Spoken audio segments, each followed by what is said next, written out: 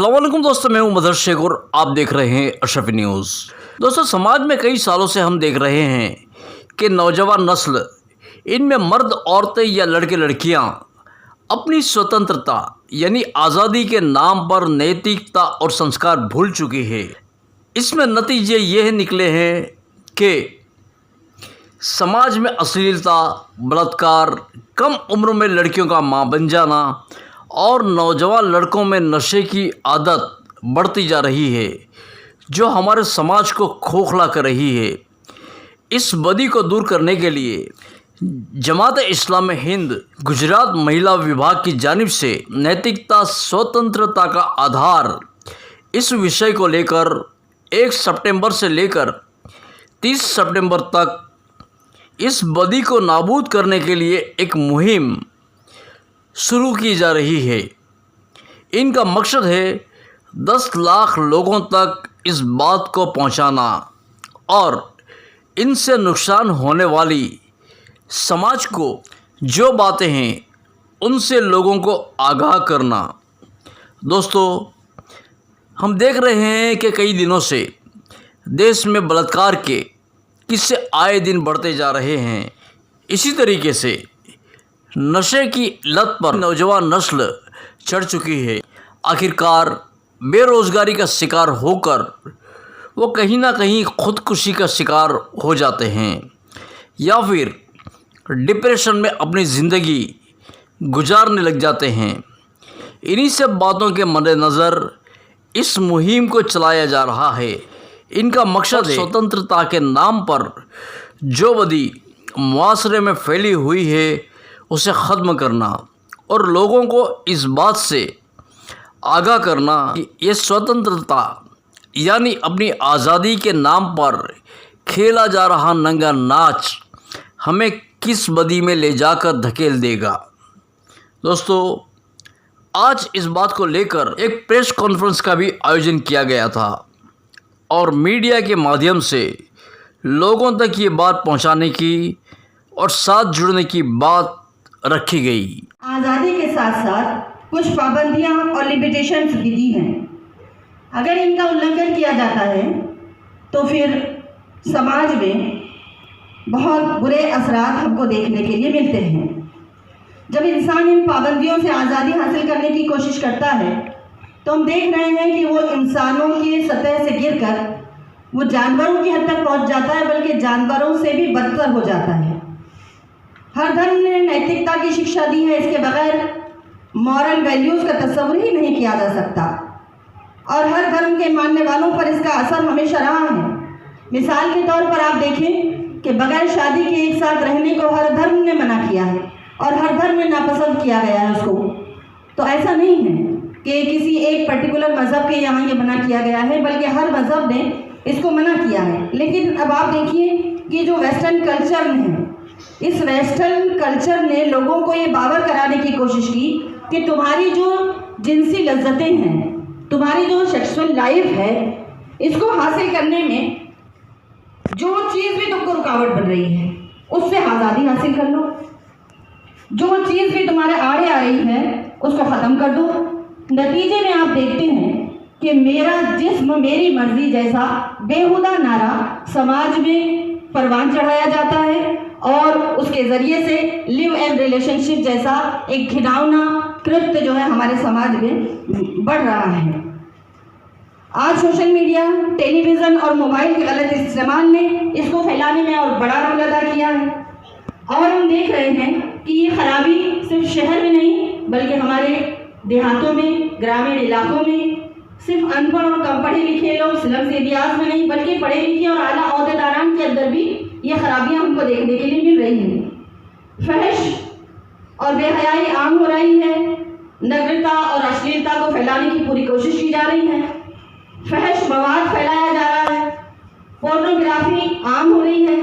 उसके चलते रिसर्च ये बता रहा है कि 10 साल से 65 साल तक का बूढ़ा हमारे समाज का 73% इंसानी तबका, जिनमें नौजवानों की तादाद ज़्यादा है, वो इस वेबसाइट का विजिट कर रहे हैं और इस फहश मवाद को देख रहे हैं और इस वजह से सबसे ज़्यादा नुकसान अगर कहीं हो रहा है तो वो हमारी फैमिलीज को हो रहा है, हमारे ख़ानदान बिखर रहे हैं, हमारे ख़ानदान टूट रहे हैं। और हम अच्छी तरह से समझ सकते हैं कि हमारी इकाई, हमारे मुल्क की इकाई हमारी सोसाइटी, और हमारी सोसाइटी की इकाई हमारा ख़ानदान, हमारी फैमिली है। जब हमारी फैमिली टूटेगी तो समाज बिखर जाएगा, और जब समाज बिखरेगा तो इस देश का क्या हाल होगा उससे हम अच्छी तरह से वाकिफ़ हैं। मैडम, जिस तरीके से आपने जो आज टॉपिक पर बात की है, इन मामलात को रोकने के लिए अक्सर वालिदैन को क्या करना चाहिए? जी, वालिदैन की इस सिलसिले में बहुत बड़ी जिम्मेदारी है।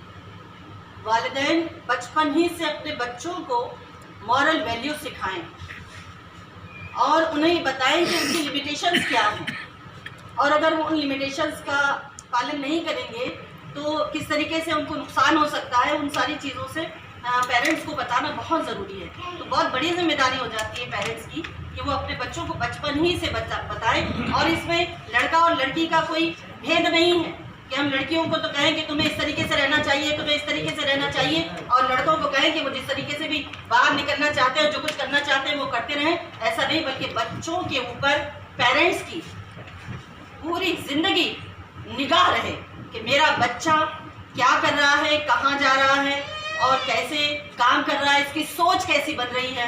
तो पेरेंट्स को घर में अपने बच्चों पर बहुत ज़्यादा ध्यान देने की ज़रूरत है, क्योंकि आप देख रहे हैं कि ये टीवी और जो है सोशल मीडिया के ज़रिए से जो बुराई है वो सैलाब की तरह आ रही है। तो इस सैलाब से बंद बांधने के लिए पेरेंट्स जो है बहुत बड़ा रोल अदा कर सकते हैं, क्योंकि बहुत बड़े वक्त तक बच्चे घर में रहते हैं। तो वो अपने बच्चों के ऊपर निगाह रखें, वो क्या देख रहे हैं, और फिर उसके नुकसानात से भी उनको आगाह करें। मैडम, ये जो प्रेस कॉन्फ्रेंस रखी है उसका क्या मकसद है, किस तरह का आप लोगों ने शुरू किया है ये कैंपेनिंग, और ख़ासतौर से क्या ज़रूरत थी फ्रीडम और मॉरलिटी की? देखिए, हमारा जो मकसद है इस मुहिम का वो यही है कि जैसा कि टॉपिक से ही जाहिर है कि मॉरलिटी इज़ फ्रीडम। आज इंसान हर चीज़ से आज़ादी चाह रहा है, लेकिन अकेले आज़ादी से अगर वो आज़ाद रहना चाहेगा तो उसको सच्ची आज़ादी नहीं मिल पाएगी। तो उसको कहीं ना कहीं अपनी मॉरल वैल्यूज़ के साथ जोड़ना पड़ेगा। मॉरल वैल्यूज़ के बगैर इंसान को हकीकी आज़ादी नहीं मिल सकती। मिसाल के तौर पर अगर आप देखें कि सैलाब है, उसके अंदर पानी जो मौजें मारता हुआ हमको नज़र आता है तो बड़ा खूबसूरत लगता है, लेकिन वही पानी जब उसके अंदर जोश आने लगता है और वो अपने तट को फलांग कर, अपने लिमिटेशंस को तोड़कर जब बाहर आता है पूरे जोश के साथ, तो बाढ़ आ जाती है और हम देखते हैं कि फिर क्या कुछ होता है। तो इसी मकसद के तहत कि हम अखलाक को, मॉरल वैल्यूज़ को, नैतिकता को आज़ादी से जोड़ना चाहते हैं कि इंसान के अंदर जब नैतिकता होगी, मॉरल वैल्यूज़ होंगे, तो वो अपनी आज़ादी का सही इस्तेमाल करेगा। वो अपनी आज़ादी का ऐसा इस्तेमाल नहीं करेगा कि मैं आज़ाद हूँ, मेरा मफाद, मेरा फ़ायदा जिस चीज़ में है मैं सिर्फ वही देखूंगा, मुझे इससे कोई मतलब नहीं आता कि मेरी आज़ादी से दूसरों को तकलीफ़ हो रही है या फ़ायदा। मुझे तो ये देखना है कि मेरा फ़ायदा हो रहा है या नहीं। तो ये आज़ादी सच्ची आज़ादी नहीं है, उसकी आज़ादी से किसी दूसरे को नुकसान नहीं पहुंचना चाहिए। कौन कौन सा प्रोग्राम रखने वाले हैं इसके लिए आप लोग?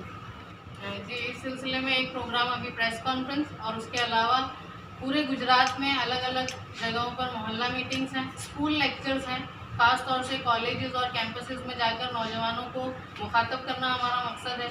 उसके अलावा पैनल डिस्कशंस और इंटरफेथ डायलॉग्स, तमाम जितने भी मज़ाहिब के लोग इस हिंदुस्तान में पाए जाते हैं, इस गुजरात में पाए जाते हैं, हम उन तमाम मज़ाहिब के लोगों के साथ मिलकर डायलॉग करना चाहते हैं कि नैतिकता हर मज़हब को, हर मज़हब में प्रमोट की गई है, और उसको आज़ादी के साथ जोड़ना हमारे समाज के लिए, लोगों के लिए बहुत ज़रूरी है। तो खासतौर से जो एक अहम बड़ा प्रोग्राम जो हम करने जा रहे हैं 28 सितंबर को टैगोर हॉल में, क्या है उस प्रोग्राम में, क्या वो मैसेज हमारा होगा? कंक्लूडिंग प्रोग्राम होगा इस मुहिम का, इस कैंपेन का, और जिसके ज़रिए हम यही मैसेज लोगों में आम करना चाहते हैं कि मोरालिटी।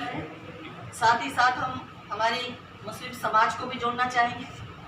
उसके साथ साथ हम हमारे हिंदुस्तानी समाज के भाइयों बहनों से अपील कर रहे हैं कि वो भी हमारे इस अभियान को अपना अभियान समझें, क्योंकि ये मसला कोई किसी एक घराने का नहीं है, ये पूरे हमारे समाज का मसला है। तो हम समाज के दीगर कम्युनिटी के लोगों के पास भी जाएंगे और उनको भी अपील करेंगे। हम स्कूलों में जा रहे हैं, हम कॉलेजेस में जाएंगे, हम यूनिवर्सिटी कैंपस में जाएंगे, हम जो है मदरसों में जाएंगे और हम जो है पैनल डिस्कशन कर रहे हैं एडवोकेट्स के साथ, एकेडमिशियंस के साथ, हम पैनल डिस्कशन कर रहे हैं लॉयर्स के साथ कि वो लोग इस तरीके की बातों को आगे बढ़ाने वाले बने। हम जो इंटरफेथ डायलॉग कर रहे हैं, हम धर्म गुरुओं को भी इससे जोड़ना चाह रहे हैं, क्योंकि धर्म गुरुओं के साथ बहुत सारी आवाम होती है। तो हर मज़हब के धर्म गुरु होते हैं, तो तमाम मज़ाहिब के धर्म गुरुओं से हम मिल रहे हैं और उनके पास जाकर अपना मैसेज पहुंचा रहे हैं, उनसे अपील कर रहे हैं। इसीलिए हमने एक इंटरफेथ सेमिनार का भी आयोजन किया है, बिल्कुल कंटिन्यू रहेगी। अच्छा मैडम, एक चीज़ बताइए कि जिस तरीके से रेप केस जो हो रहे हैं उनमें लेडीज़ के लिए सेल्फ डिफेंस कितना ज़रूरी है? सेल्फ डिफेंस बहुत ज़रूरी है। उन्हें अपने आप को डिफेंस करने के लिए उनके अंदर ताकत होनी चाहिए, उसके लिए इंतज़ामात होने चाहिए। उसके लिए हमारे समाज को भी इस बात की फिक्र करनी चाहिए कि हमारी बेटियां अपने आप को की हिफाजत करने वाली बने, इतनी सशक्त हों वो। तो बेटियों को सशक्त होने की बहुत ज़रूरत है। अच्छा, खासकर लड़कियों को आप क्या मैसेज देना चाहेंगे, किन बातों का ख्याल रखना चाहिए? लड़कियों के मामले में हम जो उनको मैसेज देना चाहेंगे, एक तो यही कि वो सेल्फ डिफेंस के लिए भी अपने आप को तैयार करें। दूसरा ये कि हर मज़हब, हर संस्कृति जो उनको लिमिटेशंस बताती हैं, उस लिमिटेशंस को अगर वो उंगालेंगी, अगर उसकी पाबंदी नहीं करेंगी तो नुकसान देखने को मिलेगा और ये चीज़ें सामने आएंगी। और आज़ादी को ख़ास तौर से सिर्फ लड़कियों का मामला नहीं है, यहाँ पर लड़कों का भी, यूथ जनरेशन का सबसे बड़ा मसला जो है वो यही है कि वो हर उसूल से आज़ाद होना चाहते हैं, वो हर जिम्मेदारी से आज़ाद होना चाहते हैं, वो किसी रिश्ते में नहीं बंधना चाहते हैं।